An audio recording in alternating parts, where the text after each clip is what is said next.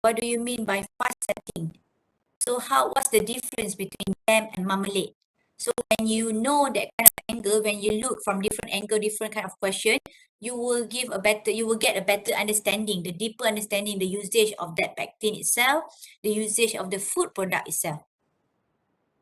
Sebab semua ni sebenarnya you all dah belajar dah. It's just that matter of to recall back all this info that you have learned before, yeah? And use it in this class. Alright, second group please. Okay, can we have the second group? Yang buat, kita go for fruit juices dulu.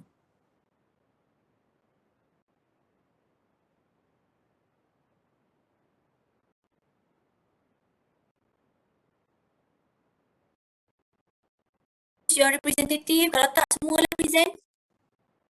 Seorang cakap 2 minit, seorang 1 minit, seorang 1 minit. Okay, thank you.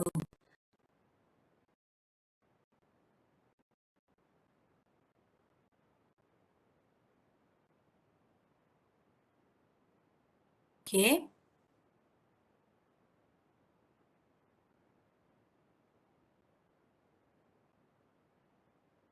Siapa nak present ni? Yes, Doctor. I'm Tasha. Yeah. Alright, Tasha. So, hello everyone, Doctor and everyone. We are from Group 2 for fruit beverage. From our finding, we have two types of hydrocolloid, which is xanthan gum and propylene glycoalginate. And for the xanthan gum, it is made from sugar, which is polysaccharide, and acts as emulsifier, thicken, and act as a dot and flavor stabilizer for our food beverage. And because it provides a good texture and odor. And for the PGA, it's made by esterifying alginate with propylene glycol, as it have good hydrocolloid choices for fruit beverage, and it have emulsifying, stabilizing, and suspending capability. Okay, itu saja. Anything else? Habis, ha? Yes, Doctor, that's all. Yeah, susah nak dengar suara. Okay, thank you so much. My question is, what's the difference between these two? Kenapa you bagi dua pilihan untuk hydrocolloids in fruit juices, in fruit beverage? What's the difference between these two actually? Kenapa tak bagi satu je?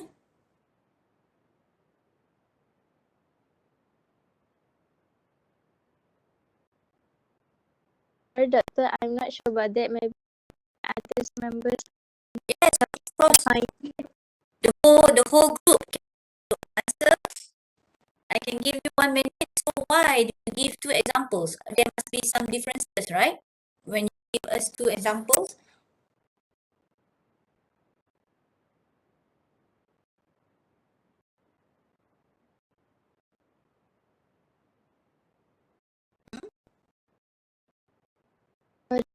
Maybe there will be different in concentration.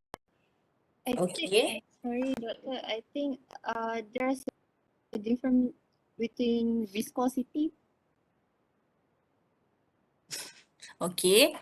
Difference between viscosity maksudnya? Like xanthan gum, the higher the concentration, the higher the viscosity. I'm sorry, but I need to check back. Okay. Kalau propylene glycol?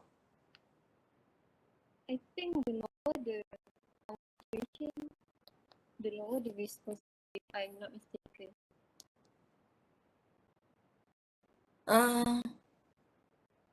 Okay. Basically, xanthan gum is very powerful. So when you look at these two different use of hydrocolloids, it's basically depending on the final product that you are preparing. Okay. So if your final product, if you are looking for final products that have higher viscosity, higher or lower viscosity, okay, what types of pH you are looking for? So that will be very crucial. So my advice is, this is correct. What you did is correct. Tak salah pun. Cuma my advice is kalau if let's say if this question was asked in the exam, maybe you would like to specify what types of pH are you talking about the food beverage? Are you talking about the citrus food? Are you talking about the normal beverage yogurt? Or are you talking about what kind of pH are you mentioning here? Sebab different pH will have different usage of hydrocolloid, right? If different types of hydrocolloid will be used for different types of pH. Actually, just now we look at the structure of hydrocolloid affecting the end products, affecting their functionalities. But when we go deeper into each food products, you have to look at the processing condition. Macam contohnya macam fruit beverage, the most crucial part will be macam jam juga, will be total soluble solid. The end total soluble solid, the bricks that you like to have for the end product. Okay, and then the pH, and then maybe the temperature. So temperature might not be very critical. Okay, sebab kadang-kadang you boleh buat cold preservation or whatsoever. But the pH, the end product pH and total soluble solid will be the one that give you the properties, the choices of the hydrocolloid that you would like to use. So that will be a bit more detail kalau you nak buat kat situ. Okay. Alright, group 2. Faham tak? Faham. Okay, thank you. Alright. Okay, don't worry, this is the first so that you go deeper and deeper when we go through the assignment together, okay? Alright, last group number 1.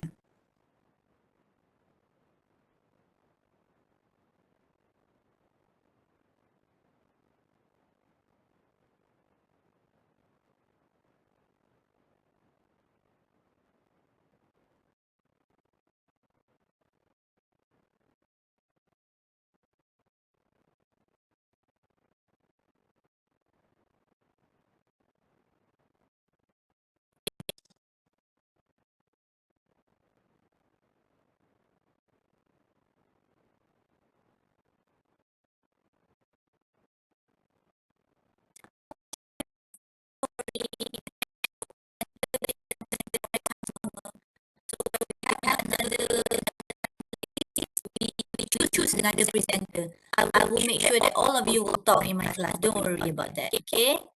Okay, seorang present?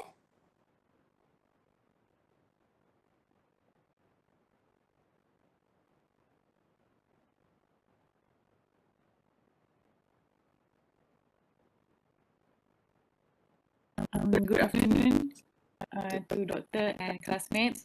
My group is consists of Afika, and Zana.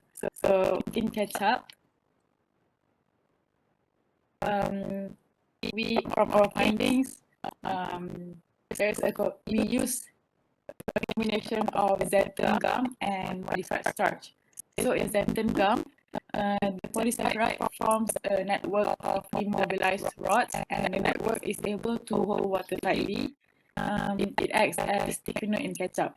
Whereas for modified starch, it acts as a resin in ketchup, and it has high resistance to high temperature boiling and to acidity. So some other thickening agents. From our findings, we also discovered that other thickening agents used in ketchup are polysaccharide, hydrocolloids such as guar, xanthan, hydrocan, pectins, and sodium alginate. I think that's all. Okay, thank you, Nik Nurul Nabila, yeah? Yes. Alright, good. It's basically similar like my comment would be similar like the previous group. It depends on, as you say, you're using a mixture of gums, right? Because one gums may not give you the properties that you would like to have for the ketchup and so on. So it depends on the final product. Because if you look at the ketchup or sauces, you have different thickness, different flow ability. Kadang-kadang you nak chili sauce yang pekat macam kimball, or you want chili sauce yang lembut, yang flow ability, higher flow ability macam Maggi for example lah. Okay. But when I look at the presentation here, one question that I would like to ask, Very simple question. What types of modified starch do you use here? Sebab bila kita sebut modified starch, we have a lot of modification kan? So you might want to be a bit more specific on that. When you talk about high resistance to high temperature, boiling and so on. So what types of resistant starch? Nak buka boleh share dulu, nanti saya nampak.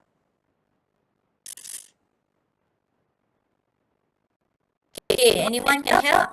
What types of resistant starch that can resist the temperature, that can resist the acidity?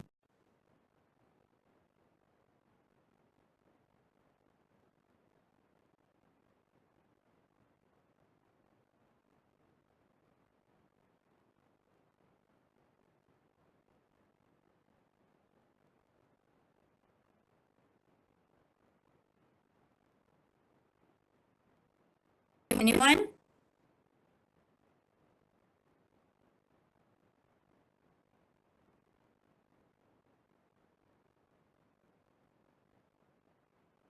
Your group members?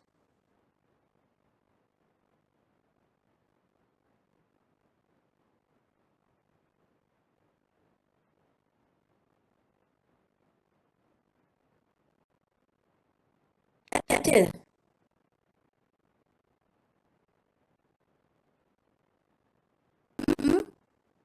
Doctor, from my group mate, she answered it is waxy cornstarch. Okay. Okay, tak apa. Waxy cornstarch is not a type of modified starch. Waxy, itu tak cornstarch. Waxy corn. Waxy, okay. Macam mana sebab you all tak ambil 41 kan, so I'm not sure whether you know about this or not. Imagine rice starch, then you have waxy rice, right? Waxy rice is not waxy rice itu adalah beras pulut. Rice tu adalah beras yang kita makan, beras nasi tu, rice flour lah. So waxy rice adalah beras pulut. So they are waxy type. They usually not be modified, but they can be naturally present, or sometimes corn. I'm not sure whether they are modified through genetically modified, tapi they are not modified starch. Okay.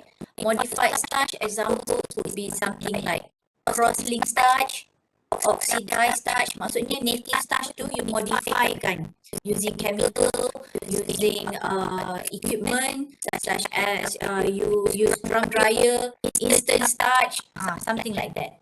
So modified starch that you talk about here is starch that has been modified, that has the ability to resist high temperature.